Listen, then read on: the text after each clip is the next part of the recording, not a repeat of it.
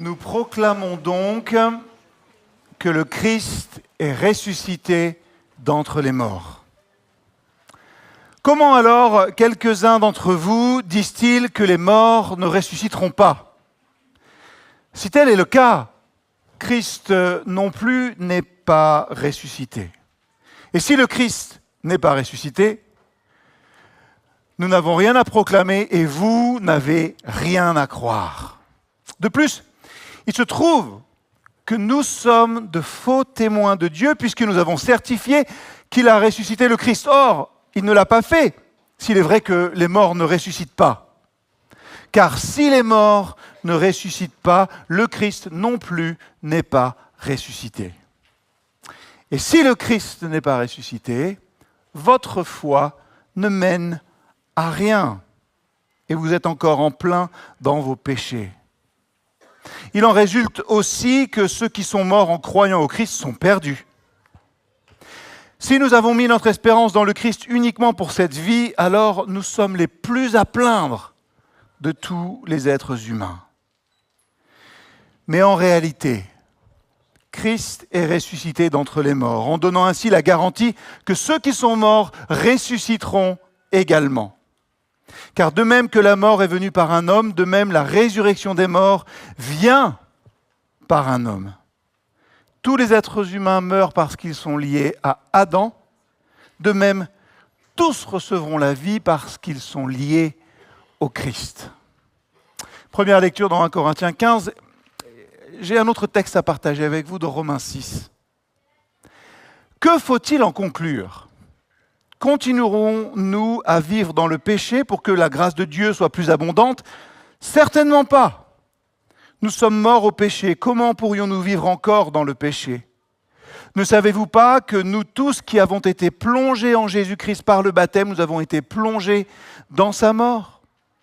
Par le baptême, donc, nous avons été mis au tombeau avec lui pour être associés à sa mort, afin que, tout comme le Christ a été ressuscité d'entre les morts par la puissance glorieuse du Père, nous aussi, nous vivions une vie nouvelle.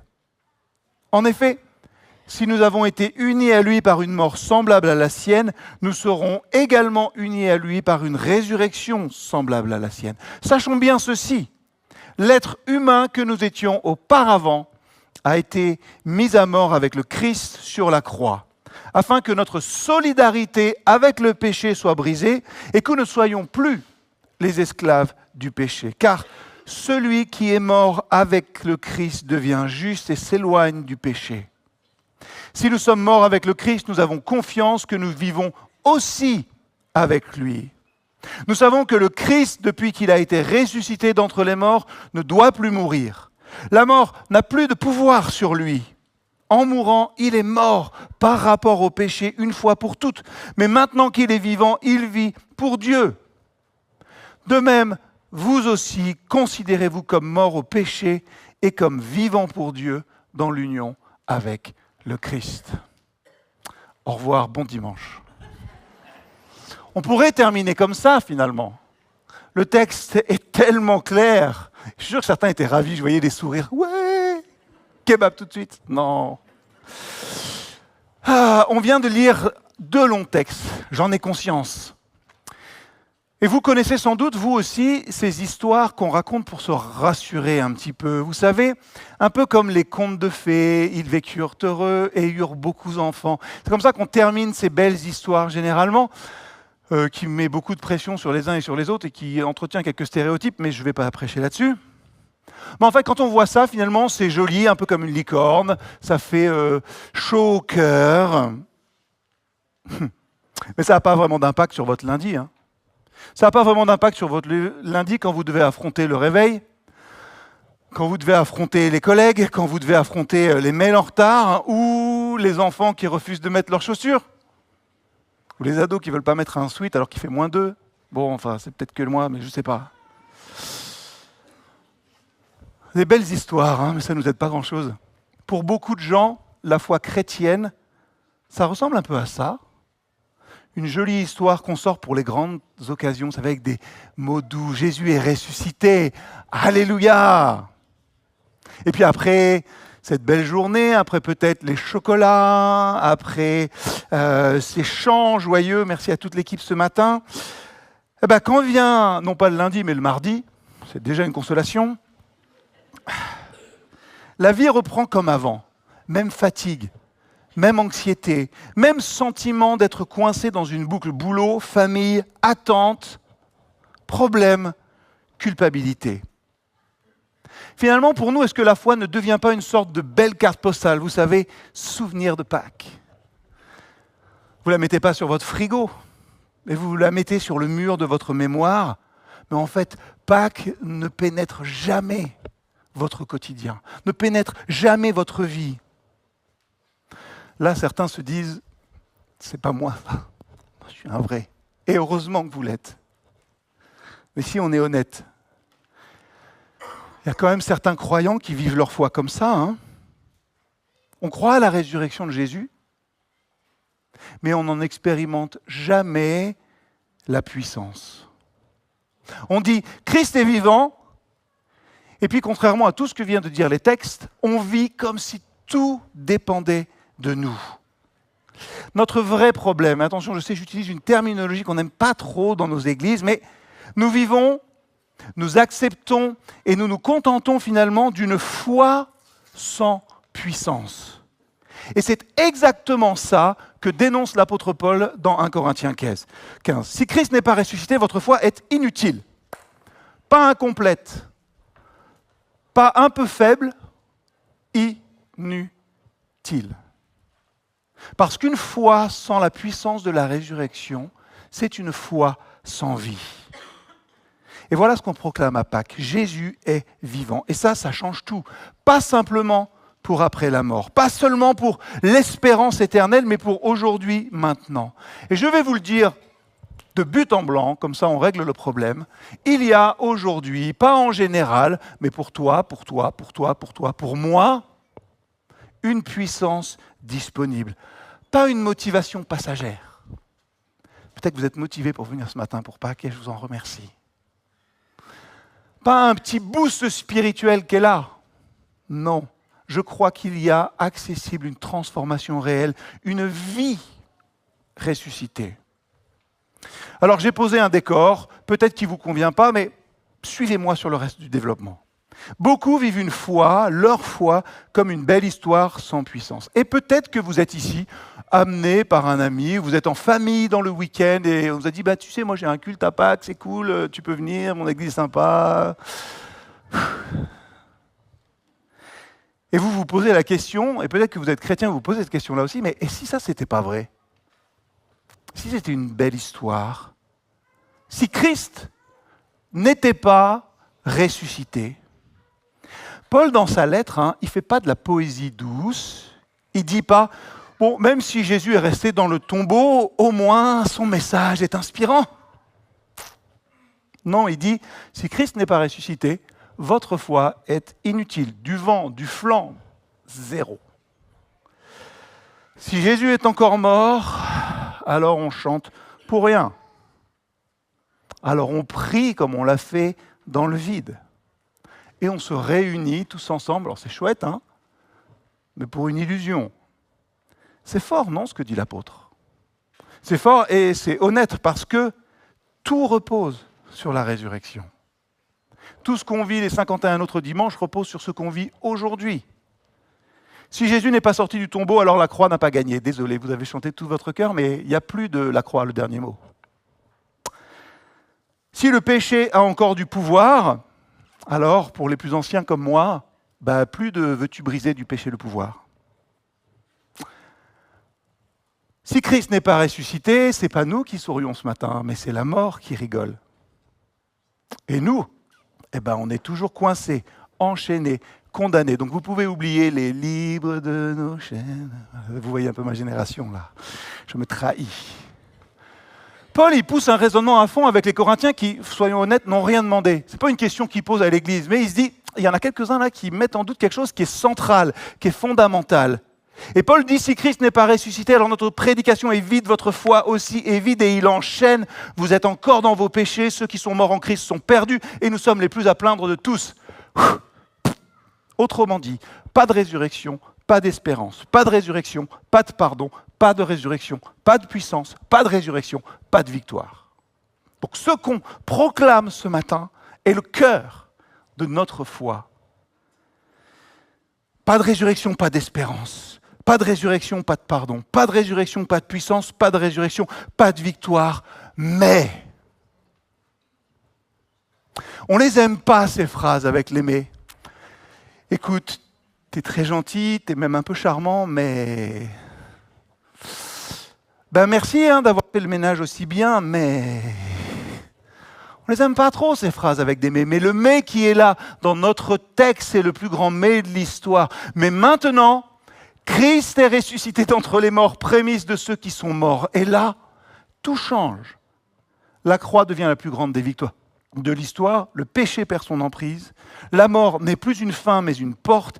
Et nous pouvons commencer une vie nouvelle, ressuscitée et libre. Pas juste plus tard au ciel, mais aujourd'hui. Tout ça pour dire que la résurrection, cet épisode que l'on vit dans cette semaine de Pâques et ce matin, n'est pas juste un petit plus à notre foi, n'est pas un petit plus à l'Évangile, c'est le cœur qui fait battre tout le reste. Et pour en saisir la profondeur, c'est vrai, il faut non seulement comprendre un petit peu la profondeur théologique de cet acte, mais aussi se plonger dans la question plus intime et un petit peu folle, mais qu'est-ce que Dieu avait dans la tête pour mettre ça au cœur de notre foi? Pourquoi une telle folie pour une œuvre divine?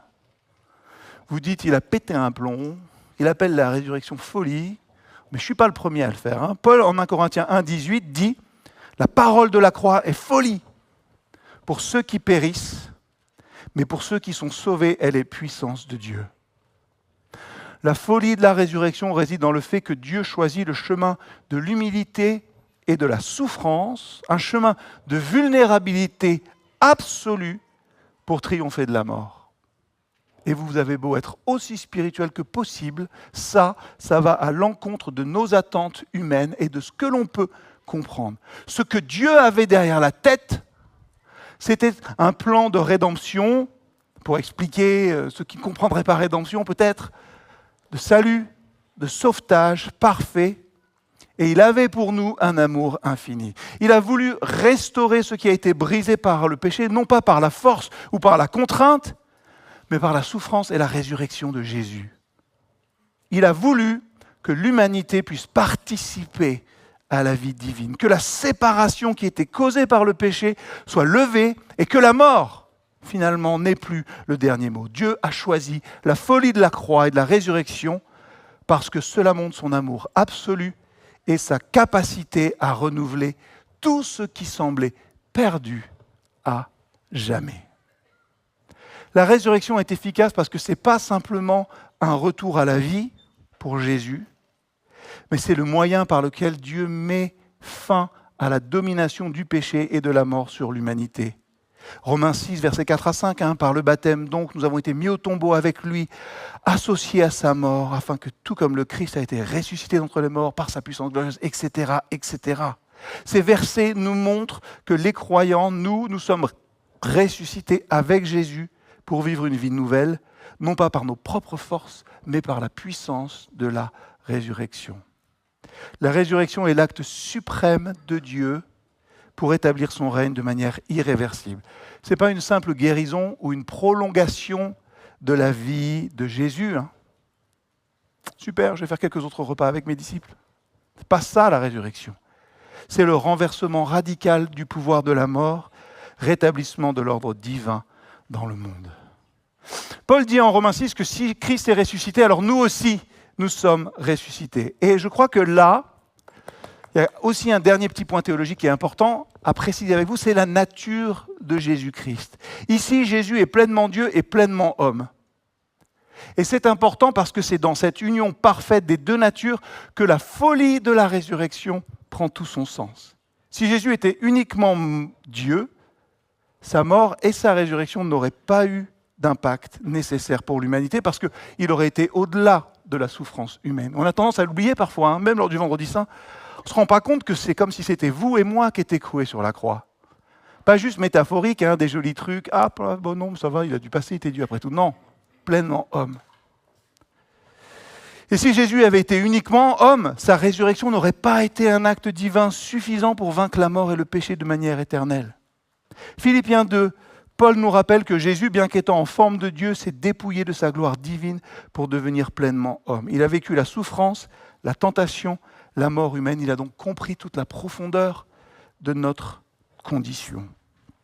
Par sa résurrection, Dieu ne choisit pas simplement un acte de puissance divine, mais un acte de transformation radicale et personnelle. La résurrection de Jésus en tant qu'homme et en tant que Dieu signifie qu'il a vécu, y compris la mort, et que tout ce qu'il a vécu, comme nous le vivons, peut être réintégré et restauré par Dieu. Et là, peut-être que certains parmi nous se disent « Sérieusement ? C'est pas juste une belle histoire ?» Parce que parfois on se dit « Moi, vraiment ? Avec tous mes soucis, avec tout ce que j'ai subi, moi, vraiment, ressuscité ?»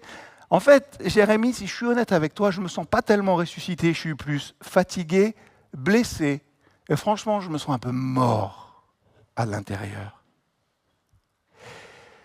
Et j'ai envie de vous dire, c'est normal de se sentir comme ça. Parce que la vie de ressuscité n'est pas une vie parfaite, c'est une vie libérée, habitée et transformée. Regardez ce joli verre. Je ne ferai aucune pub, mais j'en ai pris un beau. Non ? Il est presque propre. Flûte à champagne, comme aujourd'hui c'est fête, pour nous tous, on prend du champagne. Et très souvent, c'est la vie qu'on aimerait avoir. Impeccable, prête à recevoir toutes les joies possibles du monde, avec des bulles si possible. Bien lisse, correcte, propre. Mais quand même, un verre, nous le savons, c'est fragile. Il suffit d'un choc. Trembler. Il suffit d'un choc. Il suffit d'une trahison. Un péché qu'on n'arrive pas à quitter. On a beau l'avoir protégé, notre vase, avec tout possible, notre petit verre là. On a mis 3 couches de trucs pour qu'il n'y ait pas un éclat de verre sur vous. Il suffit d'un choc, d'un péché qu'on a du mal à quitter, d'une trahison pour que notre joli verre, il se brise. Ah, ça c'est souvent notre réalité. Si j'allais le chercher, tiens.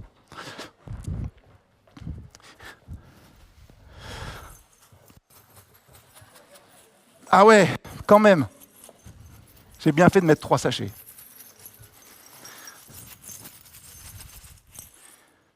Ça, c'est plus souvent notre vie, non ?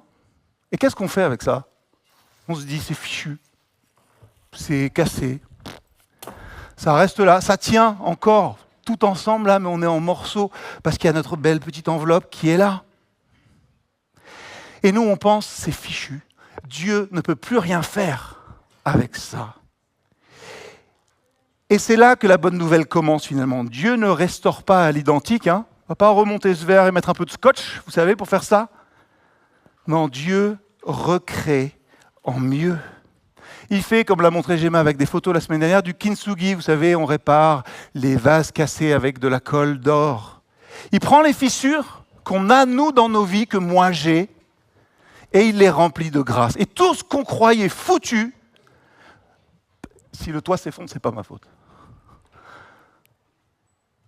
Tout ce qu'on croyait foutu devient finalement un témoignage de sa gloire. Et voilà ce que ça veut dire vivre en ressuscité. Ce n'est pas vivre une vie lisse, sans problème, c'est vivre une vie où finalement même les fractures sont belles, parce qu'elles parlent de pardon, de restauration et de puissance. Nous, on essaye trop souvent de recoller les morceaux nous-mêmes, Et Romains 6 dit complètement autre chose. Nous avons été ensevelis avec lui par le baptême en sa mort, afin que comme Christ est ressuscité, nous aussi, nous vivions une vie nouvelle. Dieu ne scotche pas notre vieille vie. Il ne rafistole pas notre passé. On aimerait bien qu'il fasse ça. mais il ressuscite en chacun d'entre nous quelque chose de nouveau. Et c'est difficile à croire. Et tous ceux qui vous diront le contraire, hein, c'est facile de croire à la résurrection pour Dieu, pour les autres et pour moi. Tous ceux qui vont me dire le contraire ont tort. La folie de la résurrection réside aussi dans le fait qu'elle apparaît à une humanité, vous, moi, les disciples qui n'étaient pas prêts pour un tel acte. Les disciples, ils ne comprenaient pas clairement, pleinement ce qui se passait avant que Jésus ne leur ouvre l'esprit. Allez voir Luc 24, verset 45. La résurrection, si vous luttez avec ça, est une réalité difficile à accepter, humainement, psychologiquement. Accepter une telle chose qu'un mort revive va à l'encontre des lois naturelles que nous expérimentons au quotidien. La résurrection, ça touche à l'impossible, à l'incontrôlable. Croire que quelqu'un puisse ressusciter implique une remise en question du contrôle que nous pensons avoir sur la vie et sur la mort. Douter de la résurrection, ça peut avoir des racines très profondes, des luttes internes. Vous avez vécu beaucoup de déceptions dans votre vie, peut-être. Vous avez vécu beaucoup de déceptions dans votre vie chrétienne, peut-être. Vous avez vu des attentes humaines, spirituelles, non satisfaites. Si vous pensez ça, vous pourriez avoir du mal à croire ce que je vous dis. Il y a une possibilité de résurrection dans votre vie et il y a une puissance pour vous aujourd'hui et ce matin. Croire en la résurrection, c'est accepter qu'il y a une dimension de l'existence qui échappe à notre contrôle et à notre compréhension. Et accepter ça, ça peut paraître terrifiant. Franchement, hein, ça implique de nous libérer des notions de certitude et de prévisibilité, de lâcher prise sur ce que nous croyons être une réalité solide, pour embrasser une réalité haute qui est mystérieuse et divine. La vie chrétienne appelle à vivre dans des vérités qui transcendent l'expérience humaine. La foi, par définition, ça exige une confiance dans des réalités qui sont invisibles et éternelles. La foi chrétienne n'est pas simplement un acte intellectuel, mais elle engage toute notre existence, toute notre vision du monde. Croire à la résurrection de Jésus, c'est croire que la victoire de Dieu sur la mort est aussi pour nous, pour notre vie personnelle. Et ça peut mettre un aspect un peu douloureux de notre existence. Vous savez, notre incapacité à croire que nous pouvons être pleinement ressuscités, que nous pouvons être pleinement transformés ici et maintenant. C'est le conflit entre ce que l'on sait intellectuellement et ce que l'on ressent profondément. Paul dit, considérez-vous comme vivants pour Dieu, littéralement, crois ce que Dieu croit sur toi. Est-ce que vous croyez ce matin que Dieu vous a rendu vivant? Et pas juste un peu moins mort. C'est la différence, ça. Croire en la résurrection, c'est pas croire qu'on est un petit peu moins mort.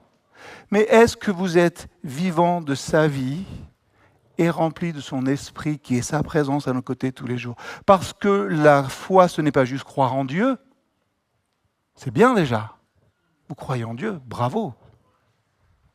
Mais c'est croire aussi ce que Dieu croit sur nous et ce qu'il dit. Parce que la foi n'est jamais une performance. Peut-être que vous avez bien performé ce matin, vous êtes là, bien assis sur votre siège. Et merci. La foi n'est pas une performance toujours, mais c'est une transformation. Ce n'est pas faire mieux. Ce n'est pas fait mieux. C'est juste beaucoup plus compliqué, c'est vie différemment. Vie différemment. Pense, tu n'es pas juste un pécheur pardonné, on aime bien le dire, un pécheur pardonné. Mais on peut dire plus que ça. Tu es un être ressuscité. Tu vis avec une nouvelle identité, enfant de Dieu, habité par l'Esprit et libéré du péché. Oui, Dieu dit de chacun d'entre ceux qui croient en lui, tu es mon enfant, tu es libre, tu es vivant, tu es précieux, tu es restauré. Et oui, ça veut dire qu'on aura encore des combats. Oui, on tombera encore, mais on ne vit plus à plat ventre dans la poussière. On se relève parce que la vie de résurrection, je m'excuse pour tous ceux qui sont comme moi, un peu des problèmes de genoux, elle a des genoux solides, des mains ouvertes, et elle vit comme ça. Ça rejoint ce qu'on disait il n'y a pas si longtemps que ça. Hein. La vie de résurrection, elle a des genoux solides, des mains ouvertes. Et la vie nouvelle, ce n'est pas après la mort simplement, c'est maintenant.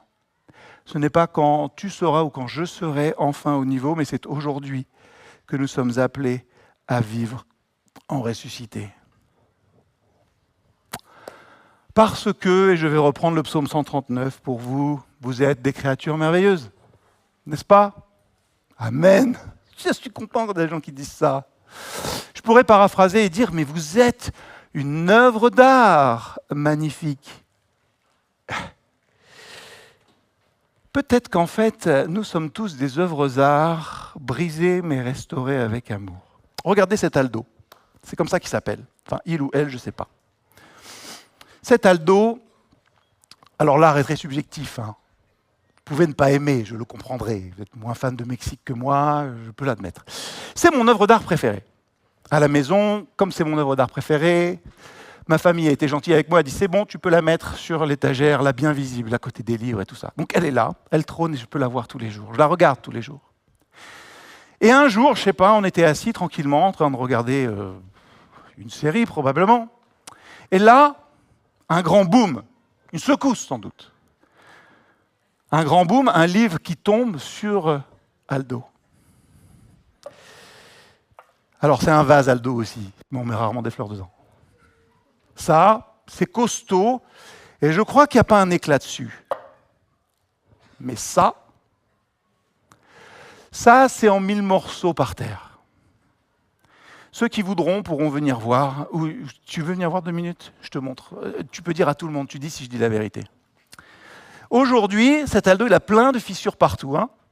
Ouais, tu vois, il a plein de fissures partout parce que il est tombé et il s'est brisé en 1000 morceaux. Drame pour moi, qui au niveau pratique, restauration d'œuvres d'art ou même mécanique ou truc, faut pas me demander.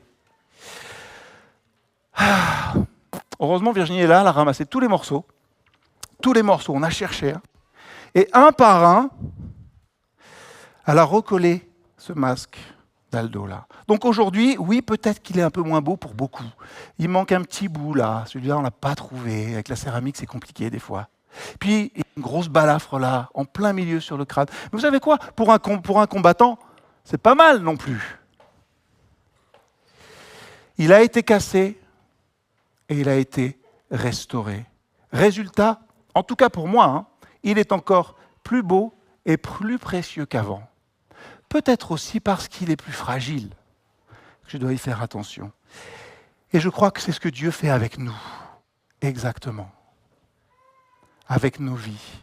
Il ne nie pas nos fissures, nos cicatrices, mais il les habite. Et sa gloire, justement, peut y briller. Le message de Pâques, ce n'est pas simplement Jésus est ressuscité. C'est que la résurrection de Jésus est contagieuse. La résurrection au cœur de notre foi, c'est une force de vie qui veut toucher toutes les zones mortes de notre existence. Et je suis sûr que vous en avez parce que moi, j'en ai plein. Dieu ne veut pas juste nous donner un billet pour l'éternité, mais il veut ramener la vie là où dans vos existences, vous avez laissé la mort s'installer. Concrètement, et j'en ai fini avec ça, après je vous promets, je vous libère. Une relation brisée, une amitié qui s'est refroidie, un membre de la famille avec qui on ne parle plus, votre couple peut-être. La résurrection, c'est le courage de faire un pas vers l'autre, de tendre la main quand c'est dur. On l'a chanté, et je crois que Nance l'a dit, ou alors c'était au premier culte, mais c'est pas grave, il l'a dit à un moment. Dieu a réconcilié le ciel et la terre. Alors franchement, je pense qu'il peut aussi recoller les morceaux de ce que nous on pense irréparable. Puis peut-être qu'il compte aussi un petit peu sur nous. Pensez-y. Vous avez peut-être un rêve abandonné, Je ne sais pas où vous en êtes aujourd'hui dans votre vie, ce projet qu'on avait sur le cœur, mais que la vie, les peurs, les échecs ont étouffé. Et j'ai envie de dire, Dieu ne nous a pas créés pour survivre, juste. Ce serait tellement triste, ça. Je n'ose pas imaginer une vie pour survivre, juste. Dieu ne nous a pas créés pour survivre, mais pour vivre pleinement. Et la résurrection nous redit, ce n'est pas fini tant que Dieu n'a pas dit que c'était fini. Prenez-le comme vous voulez. Relation brisée, rêve abandonné, peut-être une lutte contre un péché. Peut-être que vous vous sentez coincé dans un schéma qui vous détruit petit à petit et vous dites « je suis brisé comme ça, jamais je vais changer. La bonne nouvelle, c'est que la tombe n'était pas la fin pour Jésus. Ça veut dire qu'elle ne l'est pas pour nous non plus. Ce qui semble impossible, c'est l'endroit exact où Dieu veut montrer sa puissance. Retenez ça. Là où ça semble impossible dans votre vie, c'est là où Dieu veut montrer sa puissance.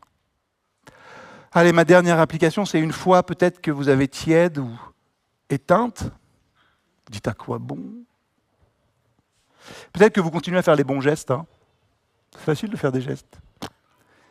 Mais le cœur, pouf, il est ailleurs. Vous avez perdu la flamme. La résurrection, c'est aussi ce feu nouveau que Dieu allume quand on n'a plus d'allumettes. Et il se rallume avec une parole simple, je ne te condamne pas. Je t'appelle à revenir à moi pour vivre à nouveau avec passion. Ce qui semble impossible est l'endroit exact où Dieu veut montrer sa puissance. Nous allons partager le repas du Seigneur maintenant. Cette coupe, ce pain qui nous rappelle la mort de notre Seigneur, son sang qui a coulé pour nous, et son corps qui s'est livré pour nous. Et pendant que vous allez prendre ce pain et cette coupe, si vous croyez que Jésus-Christ est votre Seigneur et Sauveur, alors participez, que vous soyez de cette église ou pas, c'est pas grave. Pendant que vous allez prendre cette coupe, vous allez vous poser une question. Et oui, je vais être un peu directif, excusez-moi, je ne le suis pas souvent. Mais vous allez faire une prière à Dieu, parce que je suis sûr qu'on a tous quelque chose à faire là-dessus. Vous allez réfléchir déjà et vous allez vous dire, dans un temps de silence, qu'est-ce que je veux voir ressusciter dans ma vie là? Qu'est-ce qui est mort? Qu'est-ce qui ne va pas? Vous allez prendre un instant, l'équipe de louange va s'installer, vous n'allez pas les regarder. Vous baissez la tête, fermez les yeux, vous êtes dans votre monde, peu importe. Et vous vous dites, qu'est-ce qui ne va pas chez moi là? Où est-ce que j'ai besoin de la puissance de résurrection de Christ dans ma vie? Vous allez prendre un instant, vous allez être honnête, et pas pour impressionner Dieu, mais pour lui donner de la place. Et quand le pain, les éléments vont passer, qu'on va chanter, vous pourrez peut-être faire cette prière. Là, vous ferez ce que vous voudrez. Vous pourrez dire, Seigneur, ressuscite ça en moi. Peut-être pas plus que ça. Seigneur, pour moi, je ne veux plus vivre une foi comme un verre vide et fragile. Oui, je veux vivre ta puissance. Je veux que tu viennes ressusciter tout ce qui est mort en moi. Mes mensonges, mes manquements, mes trahisons. Seigneur, je veux qu'aujourd'hui, encore une fois, tu viennes me restaurer, que je puisse me lever aujourd'hui encore dans la vie nouvelle que tu m'offres.